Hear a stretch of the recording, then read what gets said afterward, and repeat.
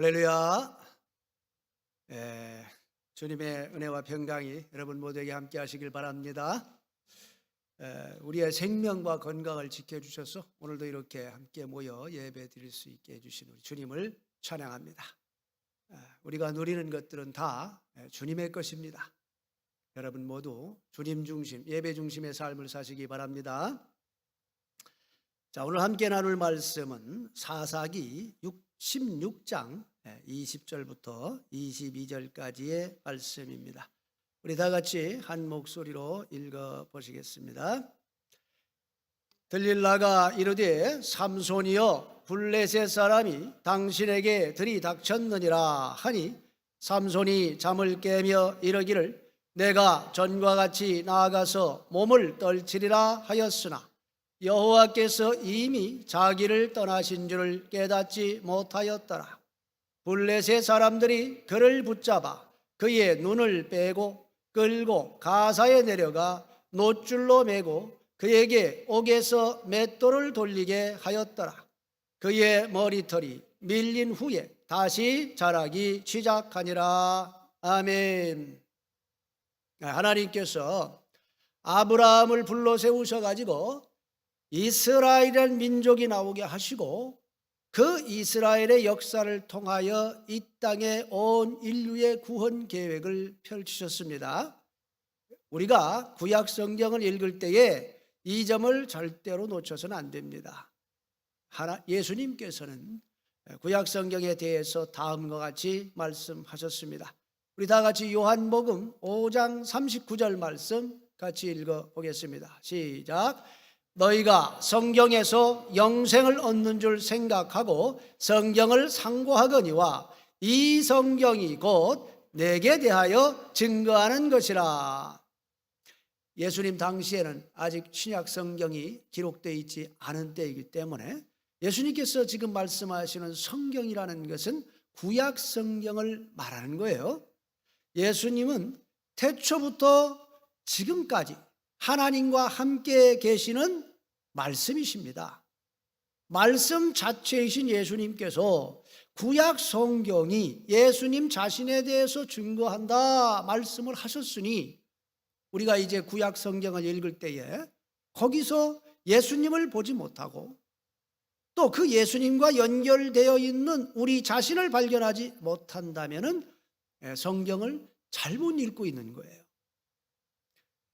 그러니까 구약 성경에 기록된 이스라엘의 역사가 구원자 예수님을 통한 저와 여러분의 구원의 역사를 말하고 있다는 겁니다. 성경의 어느 곳을 펼쳐도 예수 그리스도의 구원 역사를 말하는 것이고 바로 저와 여러분의 삶의 이야기를 보여주고 있다 하는 것이죠. 이런 관점에서 우리가 성경을 봐야만 그 성경을 거울 삼아 우리 자신을 잘 비춰보고 그래서 신앙이 성장할 수 있는 것입니다. 하나님의 백성 이스라엘이 애굽의 종살이에서 해방이 된 것은 죄로 인해서 사탄의 종노릇을 하고 있던 저와 여러분이 예수님을 믿음으로 사탄의 권세에서 해방될 것을 보여주는 사건입니다. 이스라엘 백성들이 유월절 양의 피를 나무로 된 자기 집의 문설주와 인방에 발라서 죽음을 면한 것은 바로 하나님의 어린 양으로 이 땅에 오사 나무 십자가에 못 박혀 피 흘려 죽으신 예수님께서 영원한 사망인 지옥으로부터 우리를 구원할 것을 보여주는 사건이죠. 그들이 홍해를 건너서 애굽의 종살이로부터 벗어나 구원을 받은 것은 우리가 예수님을 믿고 물과 성령으로 즉 세례를 받아서 죄의 멍에로부터 벗어나 구원을 얻게 될 것을 보여주는 사건이다 그 말입니다. 자, 그들이 살던 애굽으로부터 벗어난 것은 지금 우리가 살고 있는 이 세상으로부터 우리가 벗어나서 이제 더 이상 이 세상에 속한 자가 아니라 하늘에 속한 자가 될 것을 의미하는 거예요. 그들이 애굽에서 탈출한 후에 40년간 물도 없고 먹을 것이 없는 광야의 길을 통과했던 것은 우리가 이제 주님을 믿고 구원을 받았어도 여전히 이 땅에 발을 딛고 살아야 하기 때문에 본향인 천국을 바라보면서 나그네의 삶, 광야같이 어려운 이 땅의 인생길을 걸어가야 할 것을 보여주는 것입니다. 이스라엘이 광야에 사는 동안 하나님께서 구름 기둥과 불 기둥으로 그들을 지켜 보호해 주시고 반석을 터쳐서 물이 나게 해 주신 것은 우리가 주님을 믿어서 이제 하나님의 자녀가 되어서 하나님의 은혜 가운데 살게 될 것이며 또 하나님 아버지의 인도를 받아서 늘 하나님과 동행하면서 살아야 한다 하는 것을 보여주는 것이죠. 그러니까 하나님의 인도하심을 거부하고 구름 기둥과 불 기둥을 벗어나서 지 마음대로 이탈하면 어떻게 되겠습니까? 장렬한 태양열과 밤의 추위를 견디지 못하고 얼마 가지 못해서 아주 비참하게 되겠지요. 이게 무슨 말이냐면 성도는 성도답게 살 때 그때가 가장 행복하고 가장 힘있고 가장 풍성한 삶을 누릴 수 있게 된다 하는 것입니다. 믿으시기 바랍니다. 이스라엘 백성들은 광야 40년의 삶을 통해서 하나님께서 주시는 것만으로 사는 법, 하나님 말씀에 순종하는 법, 그리고 하나님과 동행하는 법을 끊임없이 배웠습니다. 이 인생 수업에서 합격점을 받아야만 다음 단계로 나아갈 수가 있는 것이지요.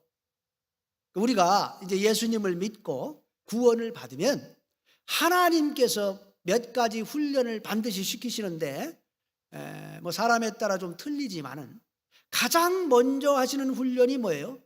경제적으로 하나님을 의지하는 훈련을 시킵니다.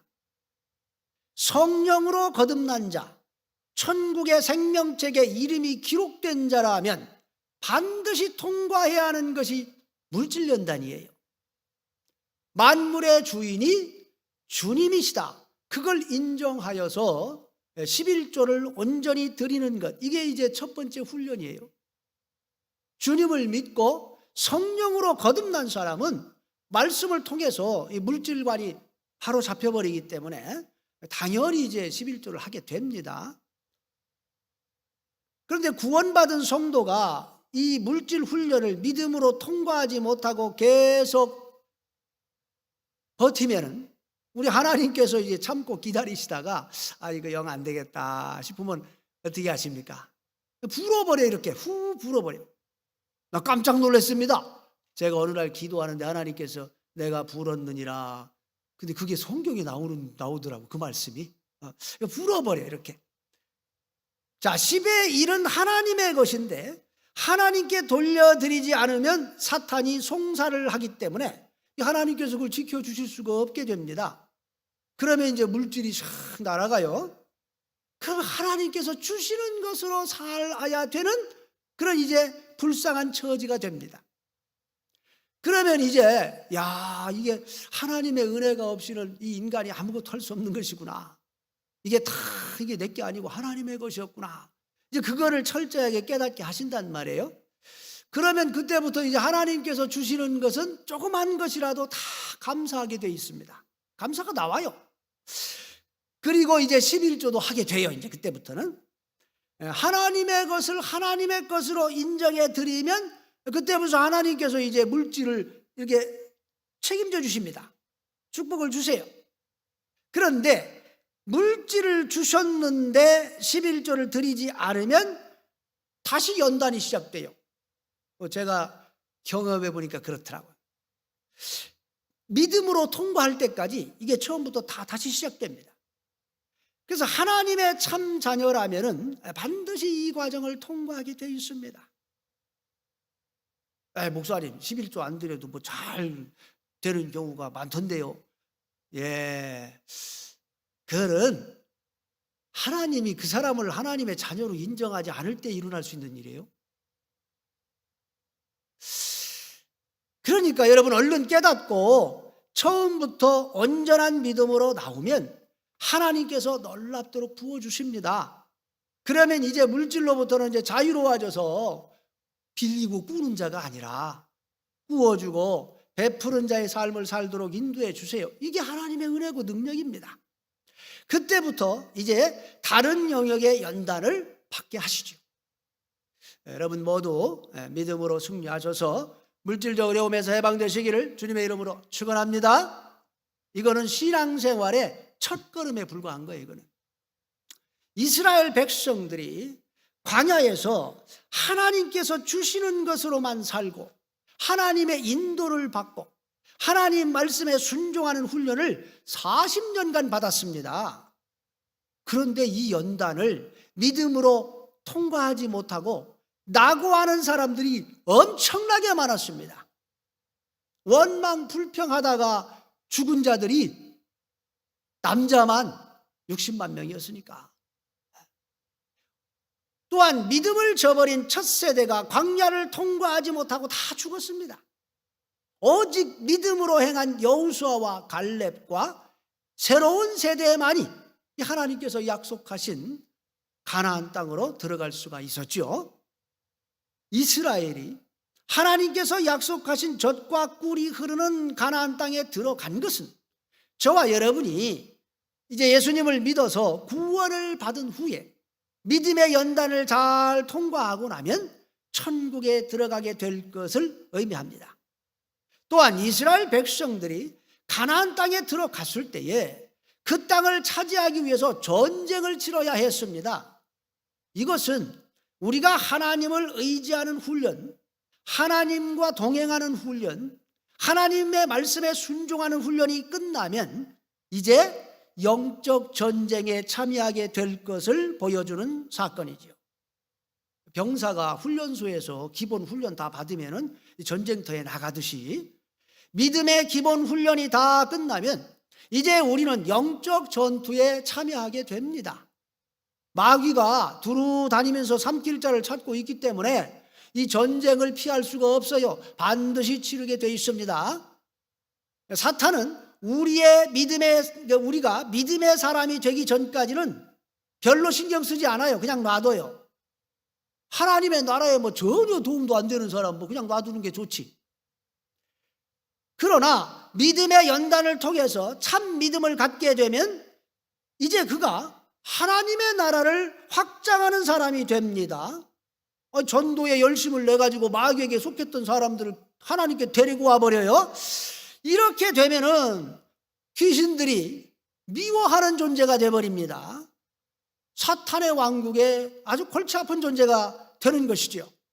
그러면 이제 공격을 시작하는데, 그렇기 때문에 영적 전투에 참여하지 않을 수가 없게 된다 그 말이에요. 이 전쟁은 우리의 능력으로는 절대로 이길 수가 없습니다. 혈과 육으로 싸워서는 이길 수가 없어요.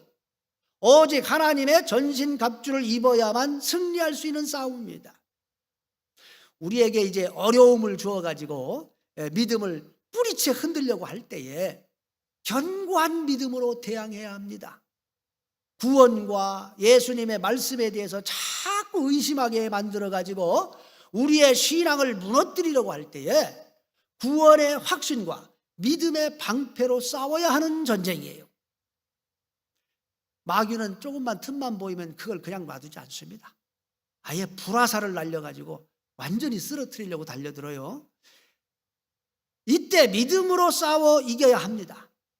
우리 주 예수 그리스도의 이름으로 대항하면 사탄의 세력이 차단이 되어서 이 사탄의 조종을 받는 귀신들이 하늘로부터 연결되는 것이 딱 끊어지기 때문에 번개와 같이 떨어지는 역사가 일어날 줄 믿으시기 바랍니다. 여러분 모두 영적 전투에 승리하시기를 주님의 이름으로 축원합니다.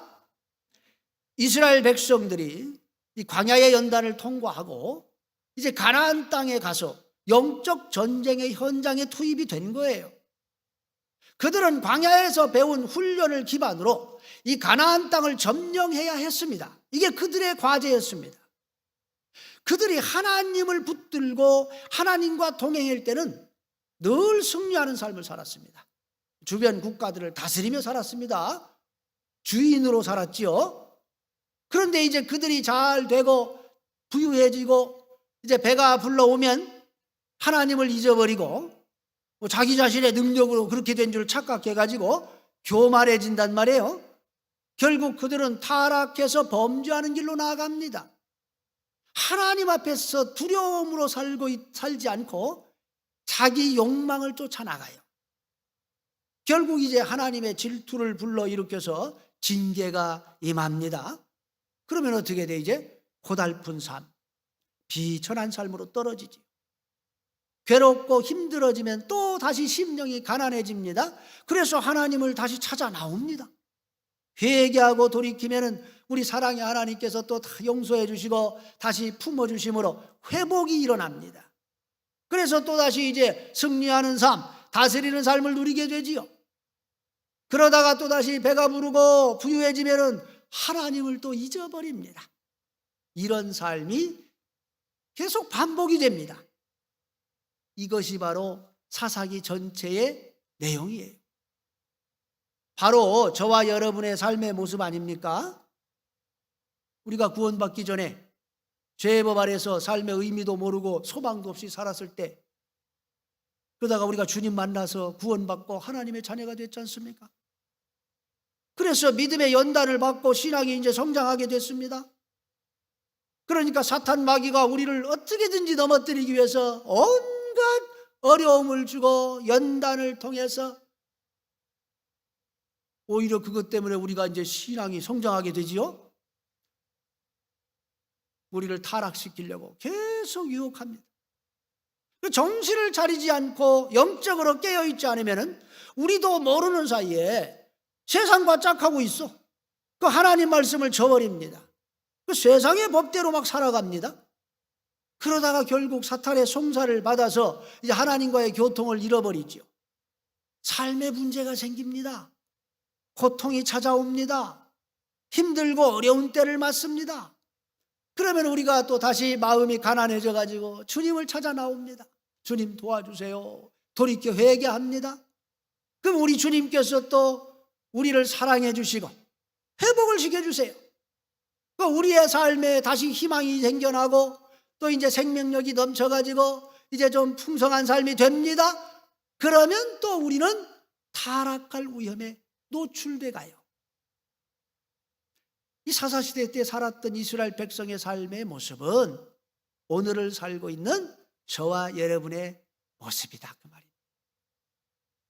자, 여러분, 이 사사들 중에 가장 유명한 사람이 한 사람이 있습니다. 삼손이지요. 하나님께서 어마어마한 힘을 주셔가지고 맨손으로 그냥 젊은 사자를 찢어 죽인 대단한 사람이지요. 삼손에 대해서 사사기에 13, 14, 15, 16장에 걸쳐서 장장 4장에 걸쳐서 기록되고 있습니다. 이 사사기 전체 분량의 5분의 1에 해당되는 어마어마한 양이에요.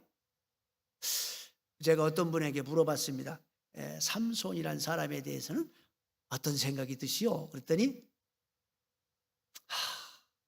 여자의 유혹을 이기지 못해서 눈이 뽑히고 비참하게 죽었으니 참 불쌍한 사람이에요.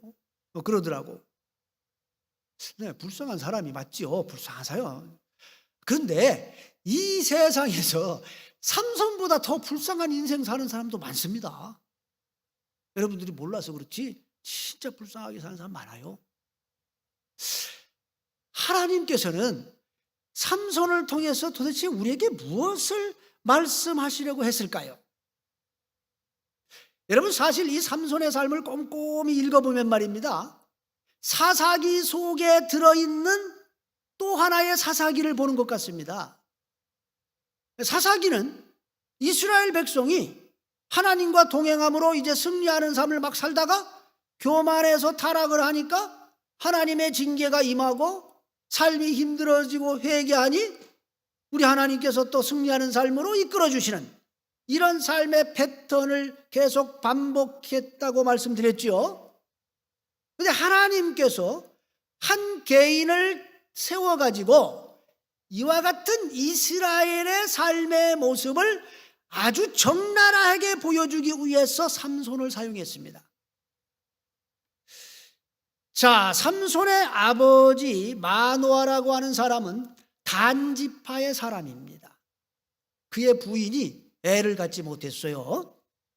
보통 이러면 어떡합니까? 사무엘의 그 엄마 한나처럼 하나님의 성전에 가가지고 막 울면서 하나님 아들을 주세요 막 이렇게 기도를 해야 되는데 삼손의 부모가 아들을 달라고 기도했다는 말씀이 나오질 않습니다. 그러니까 뭐 특별하게 구하지도 않았는데 하나님께서 일방적으로 천사를 보내가지고 아들을 주시겠다 하셨다 그 말이에요. 이것은 나이가 너무 많아가지고 아예 아들은 이제 다 포기하고 살고 있었던 아브라함과 사라를 에게 천사를 보내가지고 이삭이라는 아들을 주신 사건하고 똑같은 사건이에요. 또 이미 늙어가지고 자식을 기대하지도 않고 있었던 사가랴와 엘리사벳 부부에게 하나님께서 찾아오셔가지고 세례 요한이라고 하는 아들을 주신 사건하고 똑같은 사건입니다. 또 결혼도 하지 않은 마리아 처녀 마리아에게 천사장을 가브리엘을 보내가지고 예수님을 잉태시킨 사건처럼 하나님께서 일방적으로 삼손을 주셨다는 것을 우리가 주목해야 됩니다. 또한 하나님께서는 삼손을 평생 동안 나시린으로 부르셨습니다. 여러분, 나시린이라는 게 뭐예요? 성막과 성전에서 하나님께 봉사할 수 있는 사람은 레위 지파 사람만 할 수 있었어요. 그런데 이제 다른 지파 사람들 중에서 스스로 자기를 하나님께 바쳐가지고 어떤 일정 기간이나 아니면 평생 동안 하나님께 나를 드리겠다 이렇게 헌신한 사람을 나시린이라고 합니다. 이 서원한 기간 동안에 나시린들은 수염을 깎아서는 안 되고 머리를 잘라서도 안 되고 포도주를 마시면 안 되고 자기 자신을 아주 거룩하게 유지를 해야 돼요. 그런데 삼손은 아직 태어나지도 않았습니다. 어머니 뱃속에 아직 만들어지지도 않았어요. 그런데 하나님께서 본인의 의사는 물어보지도 않고 일방적으로 나시린으로 불렀습니다. 그리고는 그의 머리에 삭도를 대지 마라. 그리고 포도로 만든 어떤 것도 먹지 못하게 하라. 이렇게 부모에게 말씀했습니다. 아니, 원하지도 않았는데 아들을 주시면서 본인의 의사는 물어보지도 않고 평생 나신으로 살라고 한 거예요. 이게 무엇을 의미합니까? 삼손이라고 하는 사람은 하나님께서 하나님의 뜻을 이루시기 위해 이 땅에 특별히 보낸 사람이다 그 말이잖아요. 삼손은 이스라엘 전체에 그리고 오늘을 살고 있는 저와 여러분에게 하나님의 뜻을 전달할 어떤 사명을 부여받고 이 땅에 온 사람이다 그 말입니다. 그의 삶은 정말 좀 파란만장했지요. 블레셋의 지배를 받고 있던 이스라엘을 구원하기 위해서 자신의 목숨을 초계와 같이 던진 삼손의 모습은 우리를 구원하시기 위해서 십자가에 목숨을 버리신 우리 예수님을 떠올려주는 모습이지요. 삼손은 아주 특별한 하나님의 사람이었습니다. 일단 그의 탄생 소식을 천사가 직접 전해주었고 삼손의 부모가 그 천사와 또 만나가지고 이 삼손을 우리가 어떻게 키워야 됩니까? 라고 양육에 대해서 서로 논의를 했습니다. 그리고 삼손의 부모가 하나님께 이제 염소 새끼를 갖다가 반석에서 불태워 제사로 드렸더니 이 불꽃이 하늘로 쫙 올라가요. 근데 그 소식을 전해주러 왔던 천사가 그 불꽃과 함께 하늘로 슉 올라가 버렸습니다. 아주 신비로운 일이 벌어진 거예요. 삼손은 하나님께서 특별히 함께 해 주신 이스라엘을 대변하는 인물로 저기 등장하고 있는 거예요. 그는 나시린입니다. 즉 주님을 믿고 내가 하나님의 영광을 위해 살겠습니다 라고 헌신을 하는 저와 여러분을 대변하는 인물로 지금 여기 등장한다 그 말이에요. 삼손의 삶은 세 명의 여자를 중심으로 변곡점을 받습니다. 첫 번째 여인은 블레셋의 딥나라는 곳에 살고 있는 여인이죠. 하나님께서는 이방 여자를 아내로 취하지 말라고 분명히 말씀했습니다. 그런데 삼손의 부모가 야, 그 이방 여자를 왜 너는 취하려고 하냐라고 말림에도 불구하고 삼손은 딥나의 여인과 결혼하겠다고 주장하고 나섭니다. 그런데 성경은 이것에 대해서 이렇게 기록을 합니다. 자, 사사기 14장 4절 말씀 우리 다 같이 읽어보겠습니다. 시작.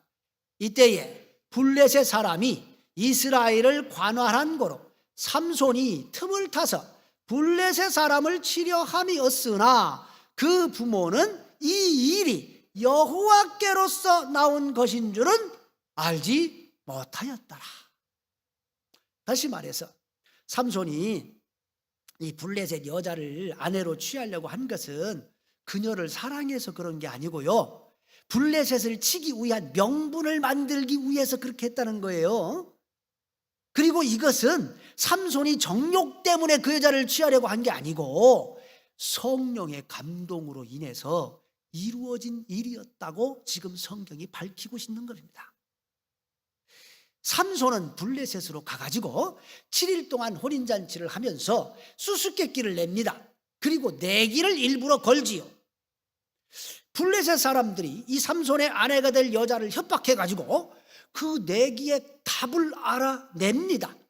그래가지고 삼손이 이제 내기의 권고를 갚아야 돼요. 삼손이 아스골론에 가가지고 블레셋 사람 30명을 죽여가지고 그 내기 값을 물어주고 화가 나가지고 신혼밤을 치르지도 않고 자기 아버지 집으로 가버립니다. 그러니까 장인이 또 이거 뭐야, 결혼식을 다 했는데 첫날 밤에 소방 맞았잖아, 딸이. 그러니까 그 딸을 삼손의 친구 다른 남자한테 줘버렸어요. 근데 얼마 후에 삼손이 다시 와가지고 내 아내를 내놓으시오 이래 합니다. 그 장인이 그 자네가 우리 딸을 미워하는 줄 알고 내가 다른 남자에게 줬네. 뭐 이제 어떡하겠나, 그 여동생이 더 이쁘니까 얘를 데려가게, 이렇게 된 거예요. 자, 여러분 생각을 해보세요.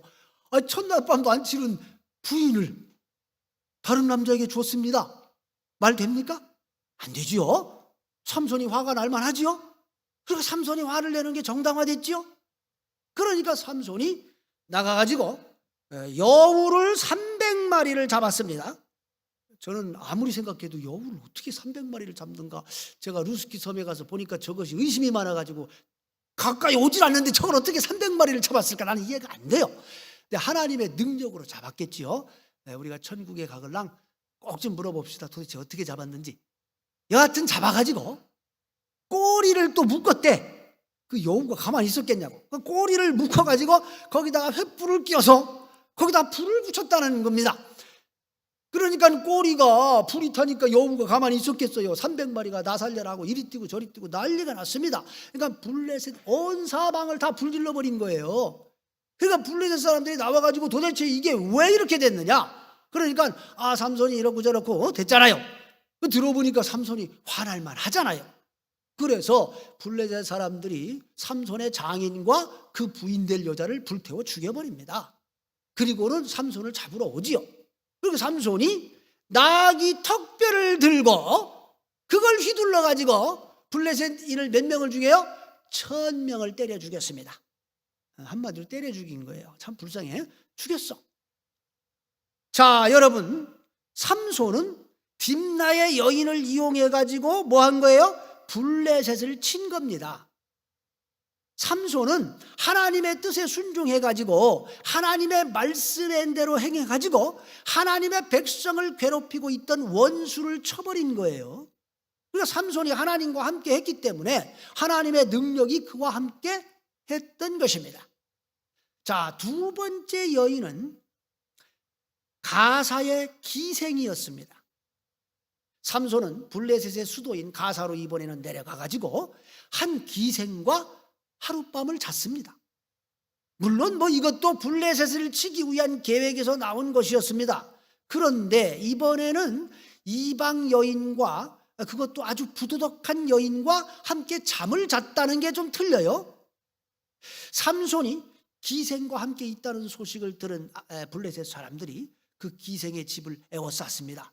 그리고 이제 기다렸어요. 삼손이 깊이 잠들면 기습해가지고 죽이려고 했습니다. 그런데 삼손이 자다 말고 한밤중에 갑자기 일어나가지고 나가서 이 수도의 성 있잖아요. 성 둘러싸고 있는 성의 성문을 뜯어가지고, 그 문짝이 얼마나 크겠습니까? 그거를 뜯어가지고 빗장까지 뽑아내가지고 그거를 어깨에 다 짊어지고 헤브론 앞에 있는 산 꼭대기로 올라가서 거기다가 버렸습니다. 이게 무슨 얘기냐면 삼손이 원수의 성문을 취했다는 얘기예요. 대적의 문을 점령해 버렸다는 겁니다. 성문을 가져갔다는 얘기는 그 성을 함락시켰다 그 말이에요. 영적으로. 여기까지는 삼손의 모습이 아주 멋지지요. 대단합니다. 그런데 세 번째 여인은 소렉 골짜기에 사는 들릴라라는 여인이에요. 삼손은 들릴라와 사랑에 빠집니다. 성경이 그렇게 말해요. 사랑했다고. 첫 번째 여인은 결혼할 것처럼 했지만은 첫날 밤도 치르지 않고 블레셋을 치는데 이용만 했을 뿐입니다. 두 번째 여인은 잠은 잔 것 같아. 그런데 사랑은 하지 않았어요. 그런데 이 세 번째 여인 들릴라는 사랑했다고 기록을 합니다. 여기서 문제가 생깁니다. 하나님의 사람 삼손이 하나님을 사랑해야 되는데 들릴라를 사랑했다는 거예요. 그러니까 세상 여인과 사랑에 빠지게 되면서 이제 삼손의 마음에 변화가 일어나기 시작했다는 겁니다. 들릴라가 삼손을 같이 사랑했으면 문제가 안 됩니다.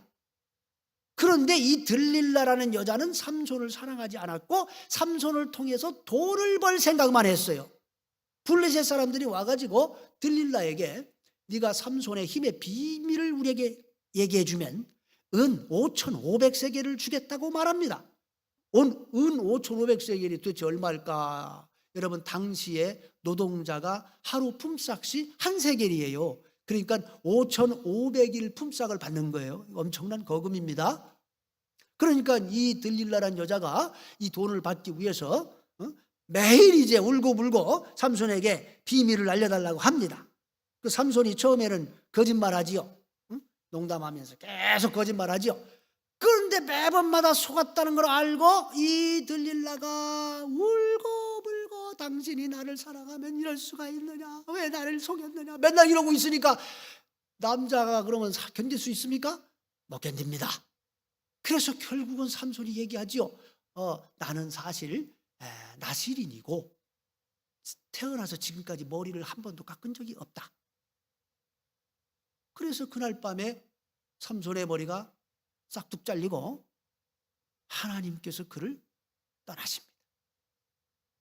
자, 그런데 오늘 말씀 20절 보시면 삼손이 하나님께서 이미 자신을 떠나신 줄을 깨닫지 못했다고 말하고 있어요. 그가 들릴라와 사랑에 빠져가지고 마음이 뺏겼기 때문에 하나님께서 자신을 점점 떠나시는 것도 알아채지 못하게 됐다는 겁니다. 세상과 사랑에 빠져버린 이 삼손의 모습은 바로 그 언젠가 하나님의 특별한 사랑을 받았던 이스라엘이 하나님을 버리고 세상을 사랑해서 하나님께서 자신을 떠나시는 것조차 알지 못했다는 사실을 보여주는 거예요. 자, 21절을 보시면 그 결과 삼손은 두 눈이 뽑히고 가사로 끌려가서 쇠사슬에 매여가지고 옥중에 갇혀서 맷돌을 돌리는 신세가 됐습니다. 여러분 생각을 해보세요. 턱뼈 하나 가지고 1,000명을 때려 죽이던 그 무시무시했던 삼손, 원수들이 막 들어와가지고 벌벌 떨던 그 삼손의 영광스러운 모습은 다 사라지고 비참한 삶, 미래와 소망이 전혀 없는 절망적인 삶, 캄캄한 어둠 속에 갇힌 삶. 이거 뭐 쉬지도 못하고 계속 일해야 되는 삶, 사람들로부터 손가락질 받고 무시받는 삶, 갈증에 시달려야 되는 그런 삶으로 전락하고 말았다, 그 말입니다. 하나님께서 구름 기둥과 불 기둥으로 함께 해주시고 온 주변 국가들이 두려워서 벌벌 떨었던 그 이스라엘 백성의 영광스러운 삶은 흔적도 없이 사라져버렸다, 그 말이에요.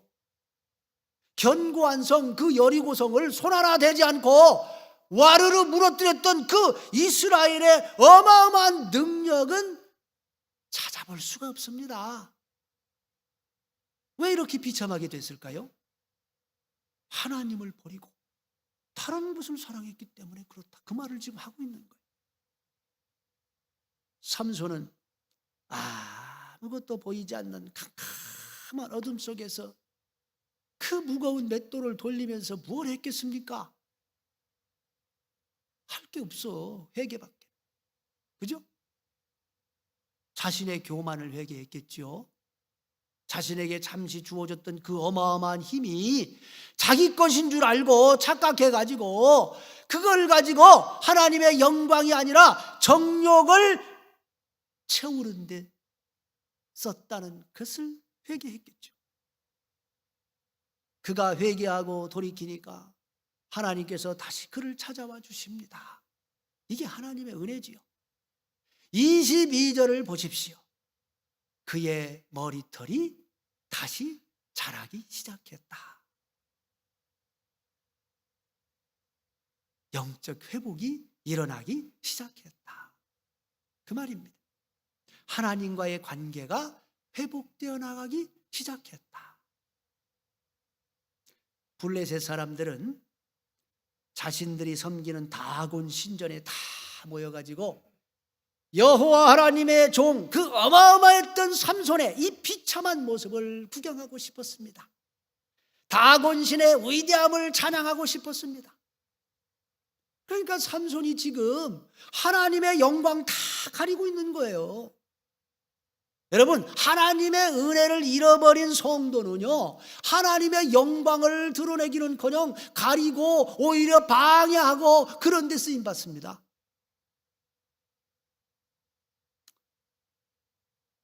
그런데 삼손이 회개하니까 하나님께서 삼손과 함께 해주심으로 다곤 신전을 무너뜨려가지고 그곳에 모여있던 블레셋인들을 싹 다 데리고 죽음으로써 이스라엘을 구합니다. 자, 우리는 삼손의 삶의 여정을 통해서 하나님의 백성 이스라엘이 걸어갔던 발자취를 발견하게 되는 것이죠. 동시에 우리 자신의 삶을 돌아보게 됩니다. 우리를 구원해 주신 주님을 우리가 만났을 때 여러분 얼마나 주님을 사랑했습니까? 얼마나 주님과 동행하는 것이 기뻤습니까? 얼마나 주님의 은혜를 경험하면서 살았습니까, 여러분이? 그런데 어느 순간부터 우리가 이제 배가 부르고 좀 삶의 여유가 생기니까 하나님에 대한 사랑이 식어가진 않았습니까? 결국 주님보다는 세상의 영광과 부와 명예를 더 사랑하고 있지 않았습니까? 계속 그렇게 나가면 우리는 하나님의 영광을 가리는 자가 될 것입니다. 세상 사람들로부터 손가락질 받는 삶으로 전락하고 말 거예요. 삼손을 보십시오. 이 얼마나 비참합니까? 하나님의 사랑이 컸던 만큼, 하나님께서 주신 은혜가 컸던 만큼 하나님의 사랑을 잃어버린 그의 모습은 더욱더 초라해 보이죠. 여러분 모두 주님을 꼭 붙들어서 시험에 들지 않도록 깨어 기도하시기 바랍니다. 그래서 주님을 기쁘시게 하는 존귀한 하나님의 사람들 다 되시기를 주님의 이름으로 축원합니다. 주님의 성령 지금 이곳에 임하소서. 여러분들의 마음을 하나님께 드리는 시간을 갖겠습니다.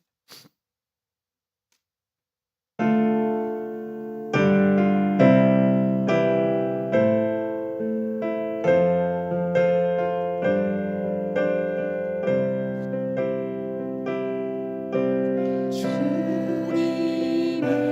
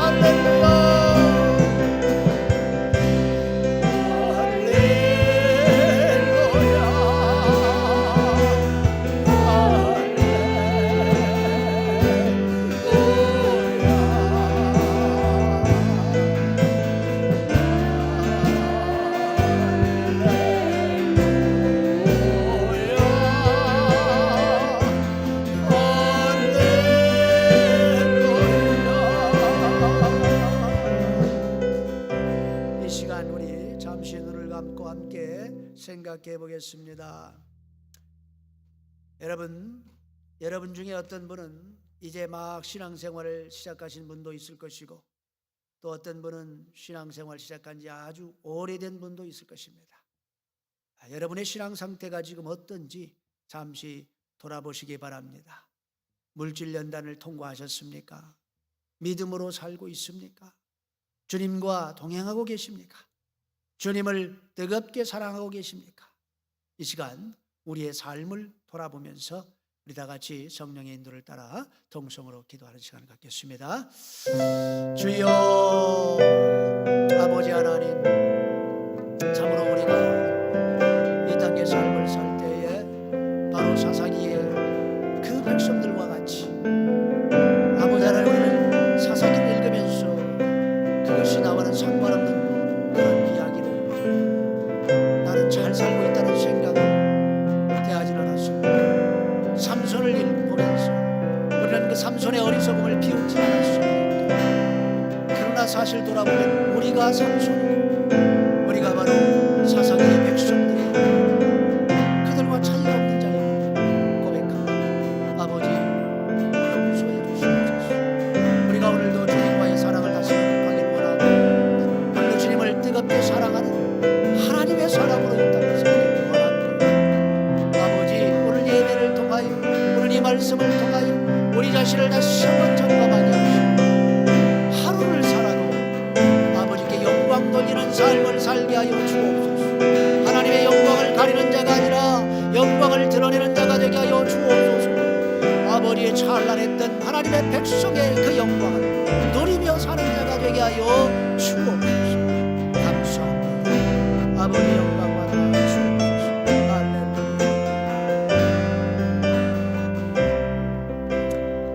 아버지 하나님, 우리가 안목의 정욕과 육신의 정욕과 이생의 자랑에 넘어지곤 합니다. 하나님의 말씀을 알면서도 그렇게 살지 못하고 걸려 넘어지곤 합니다. 마음은 원이로되 육신이 약하여 자주 실패하곤 합니다. 개가 토한 것을 다시 먹듯이 우리가 죄의 올무에 다시 걸려들곤 합니다. 주여, 우리를 용서하여 주시옵소서. 성령이여, 이 시간 우리 마음을 다스려 주셔서 우리가 이 죄의 유혹에서 벗어나게 하여 주시옵소서. 주님에 대한 뜨거운 사랑을 회복시켜 주시옵소서. 은혜를 회복시켜 주시옵소서. 세상 유혹을 이길 수 있도록 능력을 덧입혀 주시옵소서. 주여, 러시아의 코로나 상황이 다시 어려워지고 있습니다. 우리를 이 위험으로부터 지켜 주시옵소서. 우리를 여전히 사랑하시는 우리 주 예수 그리스도의 이름으로 기도합니다. 아멘.